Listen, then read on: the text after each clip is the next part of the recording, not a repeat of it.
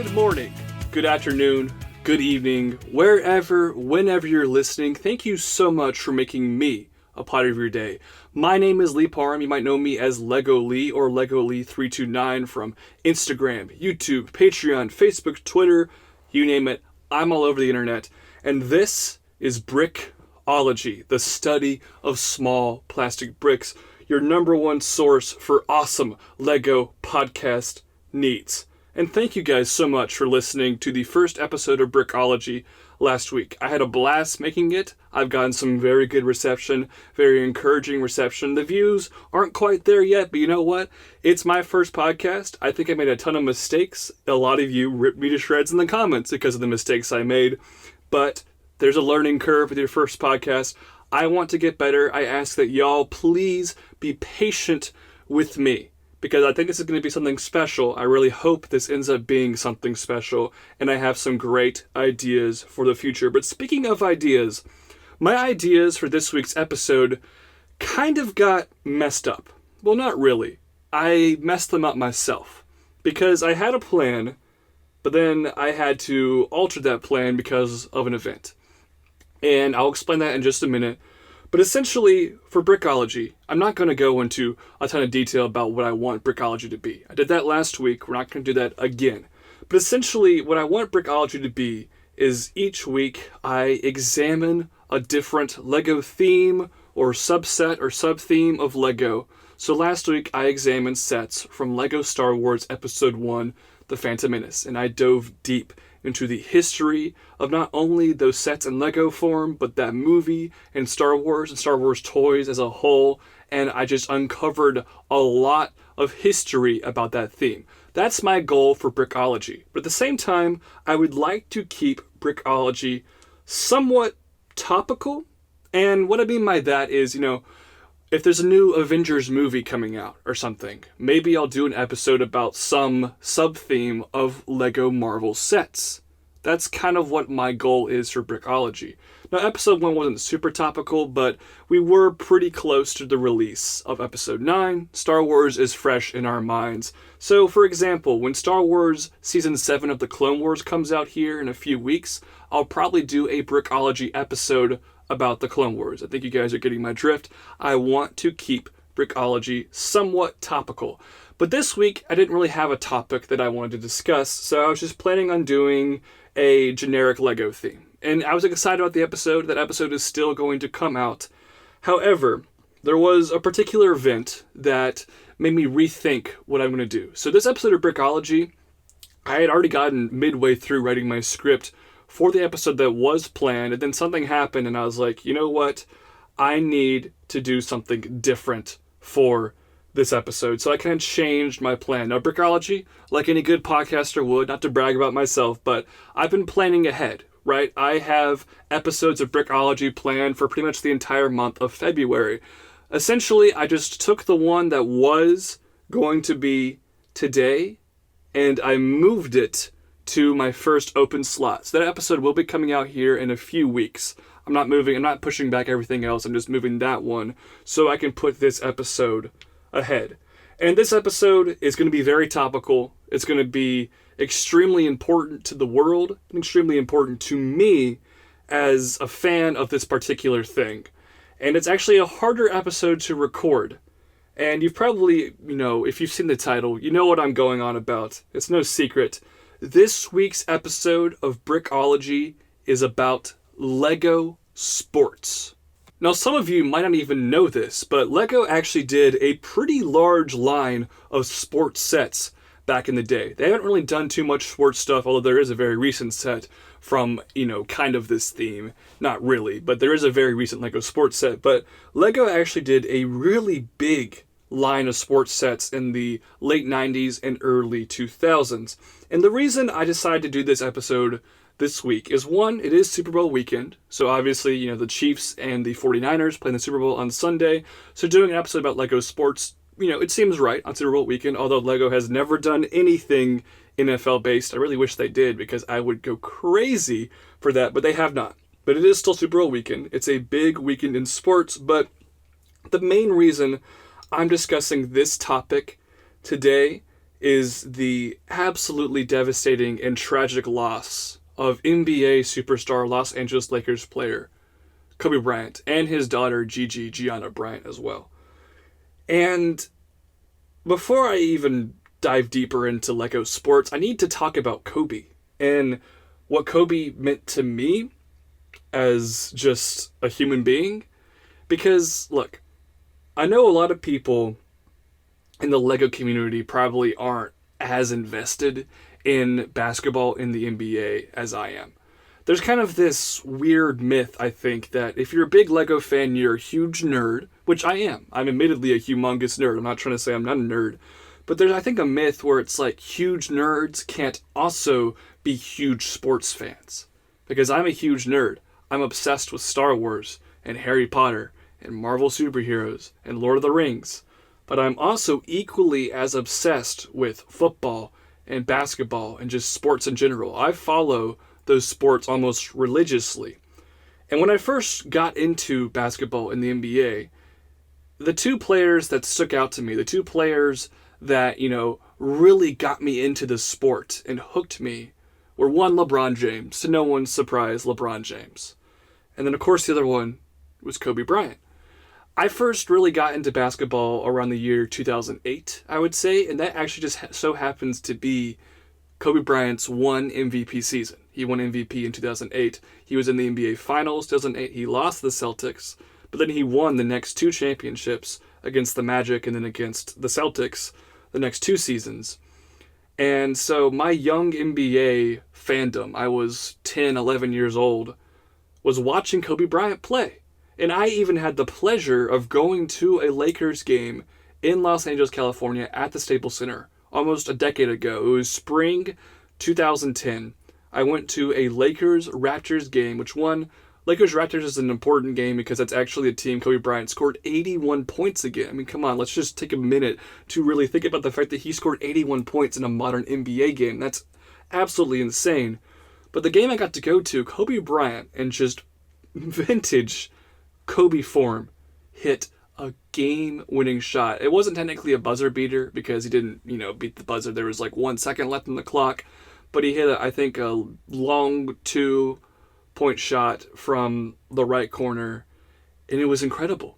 I got to witness Kobe Bean Bryant at his peak. This was like the best he had ever been. At this point in time, he was the best player in the world. He was the best player in the world pretty much that entire decade. And Kobe Bryant meant a lot to me growing up. The man is one of my heroes, or was one of my heroes. It's so sad to say that he was one of my heroes because he's gone. And, it was a freak accident. We really probably will never know exactly what happened. But the fact of the matter is, the world lost Kobe. And they lost Kobe, of course, the NBA superstar, but they also lost Kobe, the father of 4 daughters, the husband to Vanessa, and just the man in general. And he won an Oscar. He won 5 championships. This guy was not only prolific on the basketball court, but off it as well. He was doing big things. So the loss of Kobe Bryant is so hard, and I don't think a celebrity death has ever hit me that hard. And I even tried to record this podcast a couple days ago, and I just could not get the words out during this Kobe segment because I was crying so hard. It really hit me. It's so heartbreaking that we lost Kobe. And obviously this is a Lego podcast. This is not a sports podcast. I want to talk about Lego. I don't want to talk about sports. That would completely defeat the purpose and probably alienate a lot of my audience who might not care about sports. But I was like, how can I honor Kobe Bryant? And immediately after he died, I went online and found a picture of the Lego figure that Kobe had from the NBA line that we'll talk about later in this episode. So I posted that pic of the Kobe figure on my Instagram, and I posted this pic not for likes or for anything. I posted this pic just to honor somebody that was an important part of my childhood. The caption wasn't some witty question to try to get the audience involved. I used 0 hashtags. I was like, this just needs to be a respectful post for Kobe Bryant. I couldn't, make this some big public post of mine that I tried to get a bunch of likes or capitalize on someone's death, because that would be the worst thing to do. I tried to make this as honorary of Kobe as possible. The caption was just like, "Rest in peace to the legend, love you, Kobe." And it's like my 7th most liked post of all time. I think it's my most liked post that's not something from Star Wars now. That's incredible. The fact that I didn't even hashtag it, I wasn't trying to reach a huge audience, and that so many people just liked that photo out of sheer love for Kobe Bryant, even in the Lego community, which, I talked about kind of what I think is a myth, but has some validity to it. All stereotypes have some history to them. The stereotype that Lego fans can't be sports fans, but here we are with my picture of Lego Kobe Bryant being one of my most liked photos ever on Instagram. That was just special to me. That just illustrated to me what Kobe meant to not only me, but to just the world, and how broad of a reach the man had. That's incredible. So to honor Kobe Bryant, I decided to change kind of my course with this episode. This episode is now going to be about the history of Lego sports as a theme. So Lego sports. It's kind of a strange theme. It's almost like an oxymoron, Lego sports, because, Lego obviously champions creativity, and Lego is usually something you do inside. And while you do move your hands a lot, and if you're building like a Technic set, it can be physically strenuous. For the most part, Lego would not be considered exercise, right? And then sports is obviously adrenaline-based and very physical, and something you usually do outside or on a court. So it's kind of funny that those two things combined to make a toy line. And Lego Sports is a very unique toy line. It's kind of a product of its time. It kind of has some weird experimental stuff going on that we will definitely talk about in this episode. And if you listened to my episode last week, it's something that I'm definitely going to mention just in a lot of episodes of Brickology. The early 2000s, the late 90s, early 2000s were not a great time for Lego. Seriously, Lego was not playing very well at this time in history. They were almost bankrupt. They were considering selling to a bigger toy company. Lego was in dire need of something to kind of help and spark them. Lego Star Wars and Lego Bionicle are kind of the themes that I think are responsible for that. And then you have some themes like Lego Sports, when you kind of look back on them, you're like, maybe that wasn't the best idea. Or maybe there wasn't a great idea, or maybe it was a good idea, and there's just some very poor execution.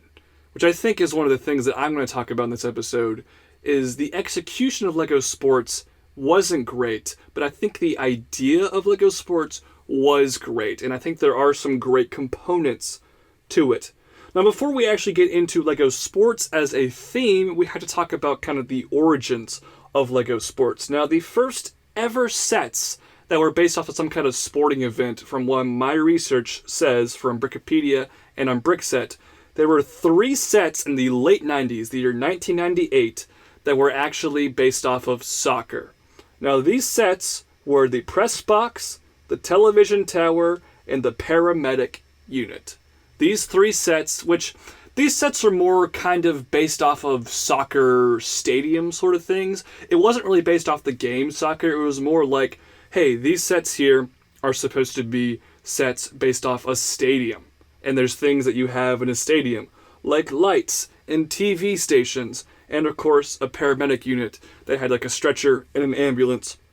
Kind of a weird little sub-theme. All of this stuff came out in 1998. They were under the Lego System theme, because everything was under Lego System back then, but kind of part of, the town city theme that we know today. Interesting sub-theme there. 99, nothing. There was no Lego Sports in 99. That's, of course, the year that Lego Star Wars started. And then we move on to the year 2000. And this is when Lego Sports kind of becomes its own theme. And the reason I said kind of is because it actually wasn't branded as Lego Sports at this time. So in the year 2000, we're actually still a few years removed from Lego Sports as a theme starting, but this year saw the birth of Lego Soccer. So actually, just for 2000, 2001, and 2002, we just had Lego Soccer. Now, this makes sense to me because, look, I'm an American. I'm super ignorant about soccer. I personally, this is probably going to tick a lot of people off. I don't like soccer. I think soccer is very boring. I just don't find it entertaining to watch, especially compared to other sports. And I was never very good at playing soccer, so I don't have that attachment to soccer. I've never been a big fan of the soccer video games like FIFA. I prefer 2K or Madden. Soccer is just not my sport. And I'm very sorry to anybody who loves soccer. I know a lot of people do, because soccer kind of has the unofficial title of the most popular sport in the world.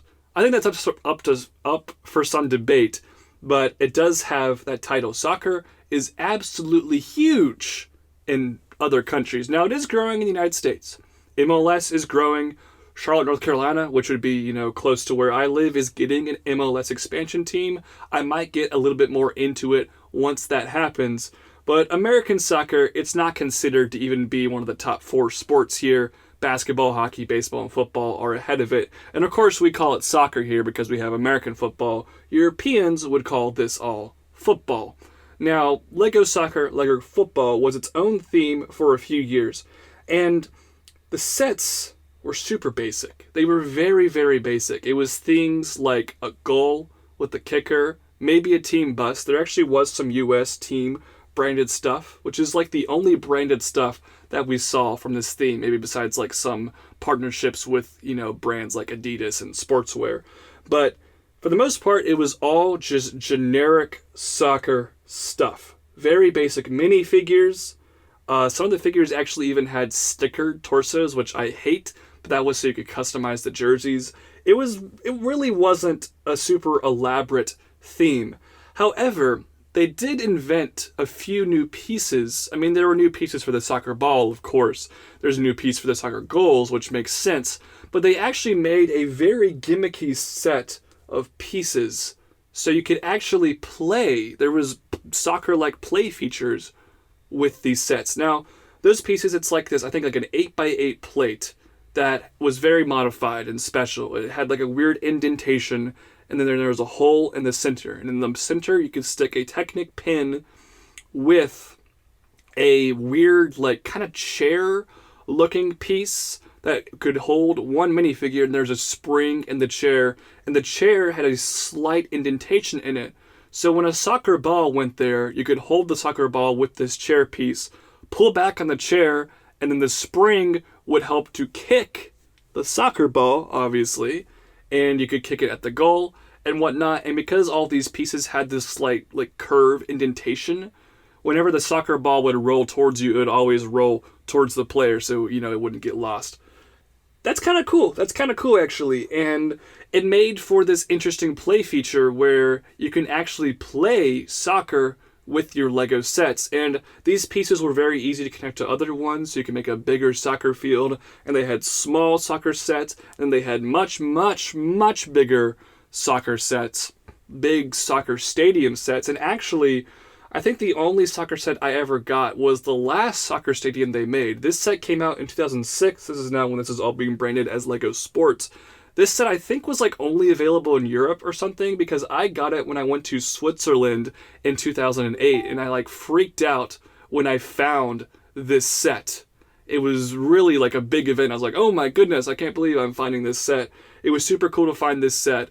And it's got this weird piece. It's like a carrying handle. The whole stadium is built on this massive, it's got to be one of the biggest Lego pieces ever made. This massive piece that you attached everything else onto. And it had like handles so you can carry it around. It was a super, super cool piece. And I'm just very glad that I got that set. And it was really fun to play with. I was a young kid at the time. Even though I didn't like soccer really as a sport, it was still fun to actually get this set. And yeah, that's Lego Soccer. Lego Soccer was kind of the birth of Lego Sports. And it makes sense to me that Lego, before they made any other sports sets, they went out there and they're like, all right, we're going to make soccer sets. Why? Because soccer still is the most prominent and popular sport in Europe. Now, if you don't know, Lego is a Danish company. So soccer is probably super popular in Denmark It's super popular in England, in Germany, and France, which are some of LEGO's biggest markets. So it makes sense to me that LEGO actually tried to capitalize on soccer as a brand. And they still are to this day. A lot of these other things I'm about to mention, LEGO doesn't even acknowledge anymore, but they're still doing soccer stuff to this day. I don't know if you guys heard that, but I am extremely sorry. Someone actually messaged me on Facebook. I had no idea I even had Facebook open on my computer, and it made that super obnoxious Facebook noise. I hope that wasn't too distracting, but again, early days of my podcast, there's definitely going to be some growing pains, and now I know to not have Facebook open while recording Brickology. But continuing on with LEGO Soccer. Now, technically, the two things I'm about to mention are not actually branded under LEGO Soccer or LEGO Sports, because they have come out in the modern, the more recent LEGO era. These are things that are new. They don't really have their own theme. They're a part of a different theme. So the first one is in the year 2016, LEGO made a collectible minifigure series for the German soccer national team. Now, if you don't know, some brief World Cup history, Germany actually won the World Cup, the big international soccer championship, in the year 2014. So the German soccer team is huge, and they're very, very good. And like I've already mentioned, LEGO is huge in Germany, and so is soccer/football. Now, this stuff, these packs, were only available in Germany. I personally, it's the only minifigure series I have never acquired a pack from. Maybe someday I'll have to order one on eBay just to say that I've had at least one figure from every series. It's pretty cool stuff, and they're all based off real people. They all have their own jerseys and hair pieces and face prints. It's pretty cool. Each one came with a soccer ball. It's really cool stuff, and I'm sure if you're a huge German soccer team fan, this was probably like a surreal moment to get this entire collection of this sort of thing. Like, I know if they made my favorite team, like if they made a Denver Broncos minifigure series, or like a New Orleans Pelicans, or something like that, like one of my favorite teams, Duke basketball, I would flip out. I would be so excited for that. It's personally not a sport that I care about, but I still think it's a very cool thing. And speaking of things that LEGO has created based off of soccer, literally this year, it's released tomorrow for everybody. It's been out for VIP members for a couple of weeks, but tomorrow, February 1st, LEGO is releasing a creator expert set, a very big scale, almost 4,000 piece set of Old Trafford Stadium, which is Manchester United's soccer stadium in England. This set is super cool. I mean, it seriously looks really cool. It's a great design. It's kind of architecture micro scale, which I know a lot of people don't like, but personally, I think it looks really cool. And it's a cool enough design that it makes somebody like me, who really couldn't care less about soccer, actually be interested in acquiring this set. That being said, it is $300, and there's a lot of other things I would rather spend $300 on. That being said, I still think it's a really cool set. It looks super cool. So I'm sure, again, if you're a huge Manchester United fan, this is probably like the dream set for you. And I hope LEGO does more of this sort of thing in the future, because if they make some American ballparks like Fenway Park, Wrigley Field, Soldier Field, Lambeau Field, or if they made a basketball arena, like imagine if they made a Madison Square Garden set. Oh my goodness, if they made an MSG set, I would buy it day one. So I think this is a really cool thing, and I think it's encouraging for LEGO to make more sports-based sets in the future. But now we're going to rewind a bit. We're going to go back in time a bit, back to LEGO Sports. Now, I've already mentioned soccer. We've gone through soccer and all this soccer stuff, and all of this stuff wouldn't exist if it weren't for soccer, because soccer kind of started LEGO Sports before it even was branded as LEGO Sports.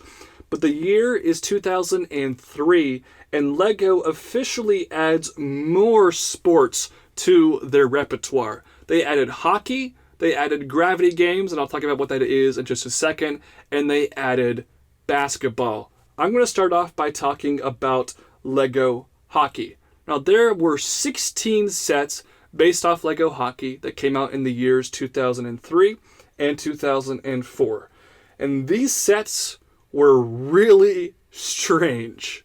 Again, I think the decision-making with these sets might be a product of LEGO struggling a bit as a company, and they were trying to capture the lightning in a bottle that was Bionicle literally in a bottle because these NHL sets they made came in canisters that also seconded as bottles. That is not a joke. There'll be a picture on the screen if you're watching on YouTube, and if you're listening on Spotify or iTunes, after you're done listening to the episode or when you have time, look up these NHL Lego sets, because you know how Bionicles used to come in those plastic canisters? I loved those canisters. Those are so cool.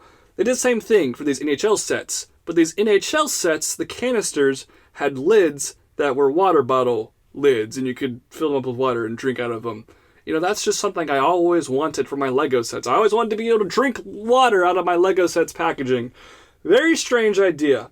And it's weird because, again, it kind of does this oxymoronic thing where you've got this toy that you play with inside, but it's a water bottle, so it's encouraging you to stay hydrated, probably while you're actually, playing hockey and doing something athletic. So I think that's a very strange, just weird miscalculation on Lego's part. And speaking of miscalculation, these original hockey sets that came out in 2003, they weren't minifig sets. The soccer sets we talked about were all minifigures.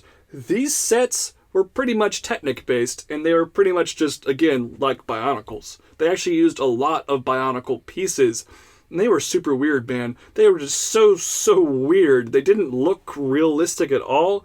They had a cool play feature. You could push on their heads and it would make a, hockey stick hit a puck. It was cool. It was a good playability feature, but I think people would have been more excited if they actually made figures. And again, instead of making things based off specific teams and specific players, it was all generic NHL. And what I mean by that is it was branded by the NHL. So Lego has this license with the National Hockey League, which is great, right? But they don't do anything with the actual teams or popular players. Now, my hockey history is not great. I'm not sure exactly who the huge players were exactly at this time. But it seems like people would have gotten way more excited if one of these figures was a Chicago Blackhawks player. And maybe you don't even have to do a specific player, but they could be wearing a Blackhawks jersey or a New York Islanders jersey or a Carolina Hurricanes jersey. But instead, it was here's just a guy and he's wearing an NHL shirt. It's dumb. It's really dumb in my opinion, and I think that probably hurt the sales of these sets, and it's a mistake they did not make with the NBA sets that we'll talk about later on in this podcast. But I think that was just a dumb miscalculation on Lego's part. Now, my best friend, my next door neighbor, who I used to be my next door neighbor growing up, he actually had a lot of these sets. He was a big hockey fan, and he had the big ice rink set. And this was such a weird Lego set because these were big figures. They were Bionicle-sized Technic-style figures. The ice rink was actually built out of this weird, thin vinyl plastic piece that was super thin but very long. You could, put it on a table or the floor. It was really strange. It had, Technic holes to attach goals and stuff onto it, but it really just didn't feel like Lego. It was fun to play with, but it didn't feel like Lego, and it's really felt like some of the creativity of Lego. And even, the soccer stuff was gimmicky, but that stuff still felt like Lego. This really felt like a departure from Lego. And Lego did a lot of stuff kind of like this in the early 2000s that we'll definitely talk about in later episodes of Brickology. But there was just some weird stuff going on with this theme, man. I think Lego really messed up in 2003 with the hockey sub-theme of Lego Sports. However, they kind of redeemed themselves a year later. In 2004, they made an NHL set that was a stadium. The NHL Championship Challenge is what the set was called. It was kind of a hockey stadium, but it had a rink, and it was like the soccer sets combined with foosball. Or remember that Lego Star Wars Duel on Mustafar set that came out in 2005, where you had those rods where you can move around Anakin and Obi-Wan and make them fight each other? It was very similar to that. It actually came out a year before that set. You had rods, so you could control the hockey players. They had sticks, they had armor, and they were minifigures. They weren't dumb, weird Technic things. They were actual minifigs, and you could have these actual hockey games with hockey Lego figures, and it was a full rink. It was really cool. It was a great set. It's a set that I personally wish I had. Again, all the figures are just generic NHL branded things, which I think is dumb, and I really wish they'd actually made some real NHL players. But it was much better than the dumb Technic stuff. And the last hockey set we'll mention was called Street Hockey. It was a $20 set. It only came with 2 figures, but it was just a cheaper way to get some of these hockey things and get a taste for this hockey play feature.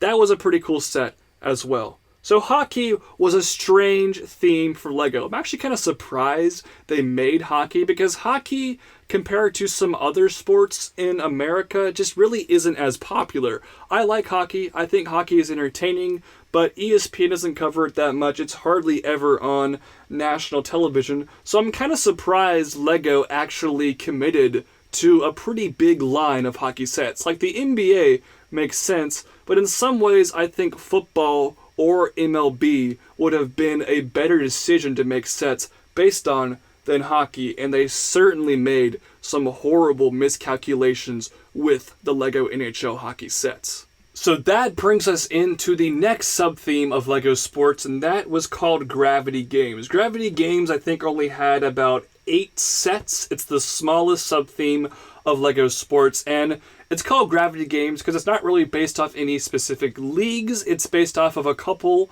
of specific sports, and those are the board sports. You got skateboards and snowboards, and these were kind of like a spiritual sequel to Island Extreme Stunts, which is a very popular old LEGO theme from the early 2000s. I love Island Extreme Stunts. We'll probably do a Brickology episode about Island Extreme Stunts here. And the skateboard sets borrowed some of the pieces from Island Extreme Stunts, like the little skateboards and like the little skateboard ramps. And I think this is probably LEGO's attempt to catch on to the tech deck craze. I don't know if you guys remember tech decks. It was all the rage when I was in middle school. People loved tech decks. They were small little skateboards that you could skate around with your fingers. It's kind of silly thinking about it, but it was super fun, and people always brought them to school. We were always doing crazy tricks with our tech decks in the halls, or honestly even during class. And if you didn't have a tech deck, you would turn a pencil into a tech deck. It was really fun.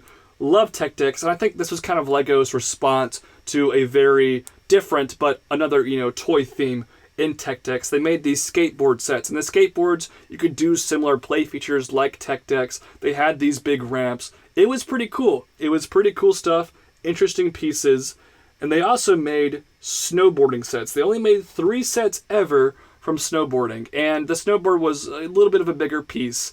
And it was kind of a strange thing because they had these giant turnpikes, like these really huge pieces to make these turnpikes. So these sets have really poor price for pieces, but you had these big turnpikes, and it was kind of a similar concept to the skateboard ones, but of course they don't have wheels, so maybe a little bit harder to control, but still a pretty cool feature, and some very unique parts were used with Gravity Games. But ultimately, I think Gravity Games is kind of the most forgotten sub-theme of LEGO Sports. It wasn't really affiliated with any major brand or anything. It was cool, but it wasn't anything spectacular. Now that brings us into the final segment of today's episode of Brickology on LEGO Sports. We're about to talk about basketball. Now, basketball, I've already elaborated how much Kobe Bryant meant to me, and basketball is my favorite sport. I just love the way they dribble up and down the court.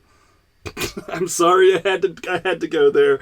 But seriously, I love basketball. I grew up in Durham, North Carolina. Durham is one of the biggest basketball places in the world. The Triangle area here, we've got Duke and UNC. This is where legends like Michael freaking Jordan came from, Grant Hill, Coach K, Kyrie Irving, and now Zion Williamson. I mean, this is seriously, we're one of the biggest places for basketball in the country. So growing up in Durham, I was surrounded by basketball every day. The Duke-UNC basketball rivalry is heated. I'm a huge Duke fan. I love basketball. I love following basketball, and it truly is my favorite sport.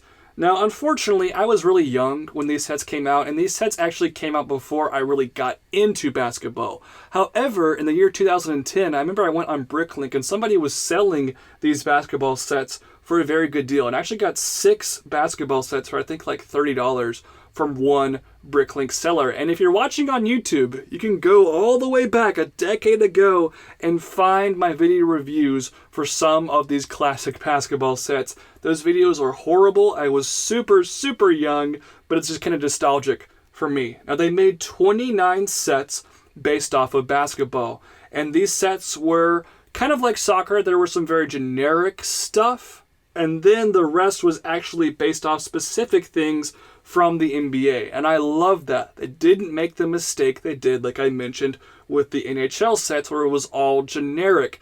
There were actually specific players represented in these sets. But I think LEGO did a good thing, where the sets where they had like the shooting sets, the shooting drill sets, a slam dunk competition set, and of course the big stadium set, those sets came with players, but they were generic players. They were, kind of like the hockey ones. They were NBA branded, but they weren't specific players. However, they did make the specific players, but those guys came in their own little packs. So if you wanted to populate your stadium with the specific players, you could. You just had to buy the extra packs. And I think that is smart, so you don't have to buy the big sets to get the specific players. And it's smart because if you want to use the specific players and you want to play with them in the big stadium set, LEGO's doing this thing they've been doing for years where it's hard to get everything you want and you have to buy as many sets pretty much as possible to really maximize the potential of the product. Now, the figures for basketball. This is the most noteworthy thing about basketball figures because this is one of the only times ever LEGO has really heavily modified a figure.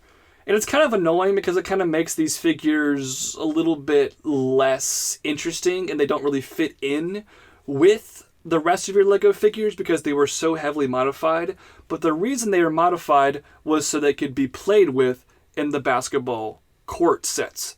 So essentially what they did is the figures, they put springs in their legs. So their legs actually weren't able to move. You couldn't move the legs individually like a normal LEGO figure. They were the same size, same waist attachment to the torso, but they had springs in them. And the arms had stationary hands that weren't able to turn, and the arms are just a little bit thinner than the normal LEGO figure arm.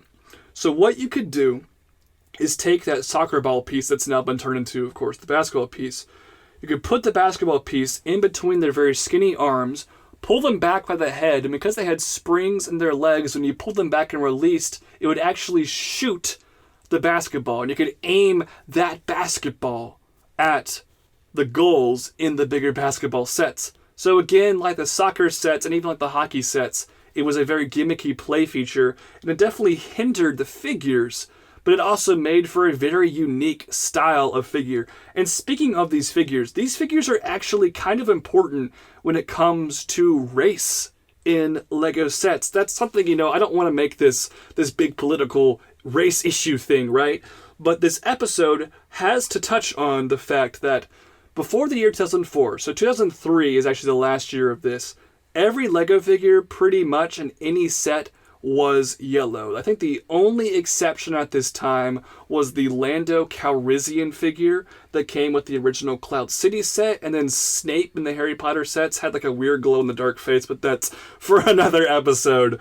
But all LEGO figures were yellow at the time. And then in 2004, LEGO changed a number of colors. They changed the gray color, they changed brown. A number of things changed in 2004 with LEGO's color palette.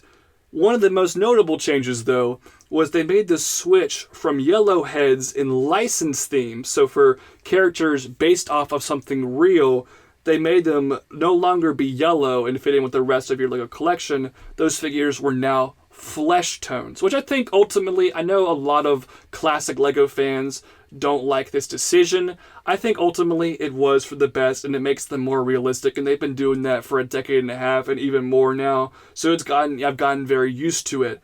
However, 2003 was the last year they were still using yellow heads. The Star Wars sets then and Harry Potter sets had yellow heads, but I guess because the NBA figures were based off of real life people, not characters, they were based off real human beings, LEGO didn't want to make them yellow. So these are actually some of the first ever LEGO figures with realistic quotes unrealistic because some of their skin tones just looked whack because they hadn't really invented the right color for the skin tone yet. But these figures were some of the first realistic figures from LEGO, which I think is super cool. It's super, super cool and very historic and important. Now, the figures themselves, if you're listening on Spotify and iTunes, definitely look this up. If you're watching on YouTube, there'll be a picture of them. They looked really whack. They looked so weird. LEGO hadn't really figured out a good style for eyeballs at this point, and kind of similar to the figures that you see in the Star Wars The Clone Wars sets, where they tried to emulate the animated style. They tried to make them have these quote-unquote realistic eyes, and they are just so big and awkward looking, and everything just doesn't look quite right, and it definitely doesn't fit in with your normal LEGO figures. So I applaud the effort to make them more realistic, but these figures, especially by today's standards, do not hold up. However, they made 8 sets with 3 minifigures each. I think they were $7.99 when they first came out, and essentially these sets came with a little basketball stand that had a holder for a trading card. So you got a basketball card of this figure you could put behind and then have the stand with the minifigure on it. So you had your figure and the card, and you got 3 of those in each set. So each set only had like 20 or so pieces, but it made this really cool display for these basketball figures. And each set came with 3 NBA players each. And here are the selections they made. So collector's number 1, which I think is one of the best ones, just in terms of the 3 they came with, because all 3 of these guys are very important players in NBA history. You got Pau Gasol on the Memphis Grizzlies. I think he's still in the NBA. He might be on the Trailblazers. He might have just gotten cut. I can't remember. But Pau Gasol on the Grizzlies. Ray Allen, of course, the all-time leader in three-point field goals made. NBA legend and future champion for the Celtics, but this was Ray Allen on the Bucks. And he had Tim Duncan on the Spurs. Now, of course, Tim Duncan, I mean, he's a legend. 2-time MVP, 5-time champion. He's now an assistant coach back with the Spurs.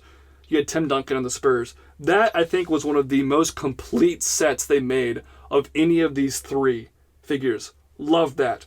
Collector's number 2, you had Anton Walker on the Celtics, who kind of a forgettable player these days. I don't think a lot of modern NBA fans remember him, but he was quite the bucket for the Celtics back in the day. Also, you had Shaquille O'Neal, Shaq, somebody you've probably heard of on the LA Lakers. And then Tony Parker, who also won a Finals MVP in 2007 with the Spurs. So that was a pretty good set as well.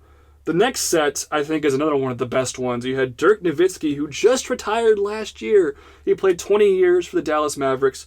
Dirk Nowitzki. Then Gary Payton for the Seattle Supersonics. You know these are old when we're talking about stuff for the Seattle Supersonics because that team is no longer even in Seattle. It's the Oklahoma City Thunder. And then, of course, Vince Carter for the Raptors.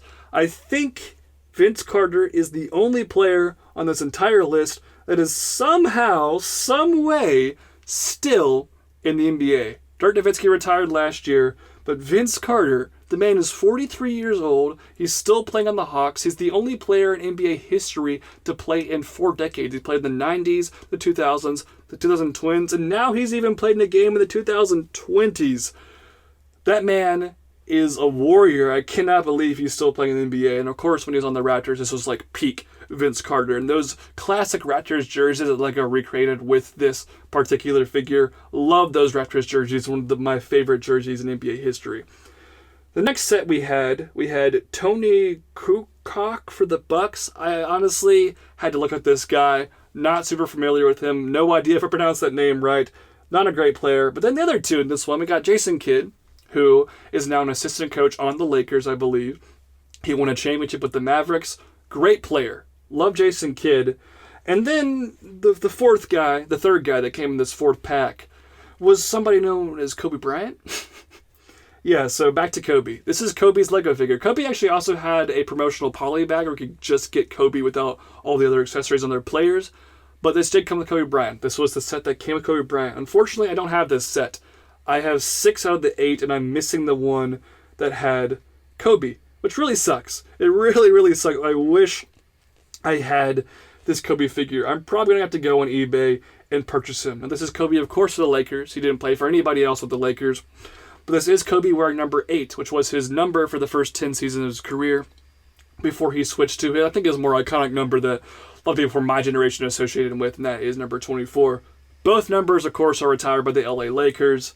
And this set did come with, the now deceased Kobe Bryant, which is the reason I made this episode. And of course, we had to mention that he came in the NBA Collector's Pack, number 4. Number 5, this is another really good pack. He had Steve Francis in the Rockets, who was a pretty solid player, but then he had Karl Malone. Karl Malone is the second all-time leading scorer in NBA history on the Jazz. The Jazz uniforms that he wore are also awesome and iconic. Those 90s Jazz uniforms are beautiful. And Karl Malone is one of the greatest players, probably the greatest player in NBA history, who has not won an NBA championship. He never won a championship, which is kind of sad for Karl, but he's still a great figure. Then you had Allen Iverson, another one of the greatest players ever to not win a championship, one of the best point guards ever, just an absolutely explosive player. Love Allen Iverson. This was him on the Philadelphia 76ers. Number 6, Jerry Stackhouse, who went to UNC, which is very close to Duke that I mentioned, for the Detroit Pistons. Then Steve Nash on the Dallas Mavericks. Now, I think of Steve Nash more on his years in the Phoenix Suns, but he was a Mavericks player and a teammate of Dirk Nowitzki early in his career, and Steve Nash was one of my personal favorite players growing up. I love Steve Nash. He was so much fun to watch, and he won MVP twice with the Phoenix Suns. And then Paul Pierce on the Celtics, of course. He went on to win Finals MVP for the Celtics, and he was an absolute monster, especially from three-point range and clutch shots. Gotta love some Paul Pierce. Clippers number 7 came with Jalen Rose. I don't like Jalen Rose. He's said some really stupid things. He was on the Fab Five team at Michigan. Jalen Rose for the Bulls. I also think he's a horrible, horrible analyst on ESPN. I wish they would get rid of him. But you did get Jalen Rose. You also got Peja Stojakovic on the Kings, who was one of the best players for those Kings teams that actually made some deep runs in the early 2000s. And then, of course, Kevin Garnett. Kevin Garnett on the Minnesota Timberwolves. He's probably a little bit more well-known now for being on the Celtics and winning a championship in 2008. But KG on the Timberwolves was an MVP. He was an absolute force. And like Kevin Garnett, anything is possible. So gotta love that LEGO has made a KG figure. I actually have his jersey for the T-Wolves. And then the final set came with Tracy McGrady on the Orlando Magic. He was a monster, especially for scoring on the Magic. Chris Webber on the Kings. I mean, like I mentioned already, these Kings teams in the early 2000s, the Kings are horrible now. The Kings have been bad for 15 years. But the Kings back in the day, man, they were a force to be reckoned with, and they actually probably should have made the NBA Finals. The Lakers just got a lot of lucky calls. There's actually some videos about how those were potentially rigged. I would suggest looking those up on YouTube if you had the time. Look up the Kings. I think it was the 2002 playoff Western Conference Finals. Lakers had some very fortunate calls by the referees in those games. And then finally, Allen Houston on the New York Knicks. So there were 24 total players that LEGO made from the NBA. I love this. I love this so much. The fact that they made all these guys into LEGO figures, I think, is super, super cool. And I wish they would do this again. I highly doubt that they're ever going to do anything like this again, but I would love to see it, especially with the higher standards LEGO figures have today. But I think these figures were kind of ahead of their time. They had really good prints and their skin tones and all that stuff that I've already mentioned. These figures were ahead of their time. They don't hold up super well, but it is still super cool that we have figures of these NBA legends, especially that we have a figure of Kobe Bryant as well. I think that is incredible.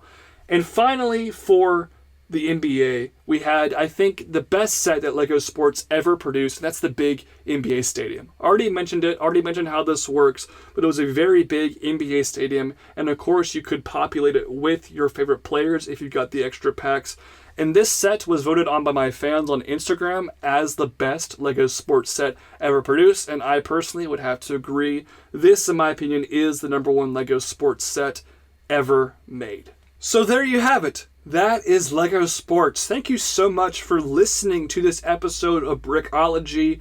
I hope this wasn't too bad. I had to kind of retcon and change some of my schedule to make this episode. I hope it didn't feel too rushed, but I felt like in order to honor Kobe Bryant, and also it is topical because Old Trafford Stadium is coming out this weekend, and this is the Super Bowl weekend, it felt topical to make an episode about LEGO Sports. I hope you learned something. Thank you so much for listening. Also, just prayers up, man, for Vanessa, Brian, and Kobe's 3 remaining daughters. What a tragic loss. I still am having trouble even saying that Kobe Bryant is no longer with us. That is so sad. So just thoughts and prayers to the Bryant family. This episode is for you, Kobe. I hope maybe you somehow learn about it up in heaven.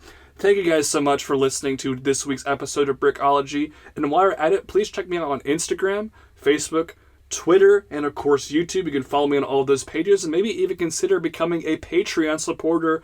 $1 a month will help me make cool podcasts like Brickology and all the cool videos you see on my Instagram and YouTube.